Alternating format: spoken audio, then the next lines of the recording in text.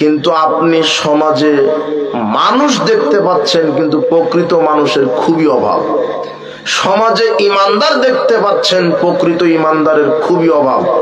সমাজে আমলকারী দেখতে পাচ্ছেন কিন্তু প্রকৃত আমলদারের খুবই অভাব। সমাজে আপনি আলেম দেখতে পাচ্ছেন কিন্তু প্রকৃত আলেমের খুবই অভাব। সমাজে সবই আছে কিন্তু প্রকৃত নেই। প্রায় ভ্রান্ত, প্রায় চিটার, প্রায় বাটপার, সব ক্ষেত্রেই। আব্দুল্লাহ ইবনে আমর রাদিয়াল্লাহু আনহু বলছেন, রাসূল সাল্লাল্লাহু আলাইহি সাল্লামকে বলা হলো আইয়ুন নাস আফজাল, আল্লাহর নবী শ্রেষ্ঠ মানুষ কে?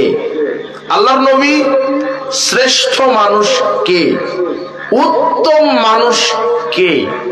তখন তিনি বললেন কুল্লু মাখমুমিল কলব ওয়া সাদুকুল লিসান।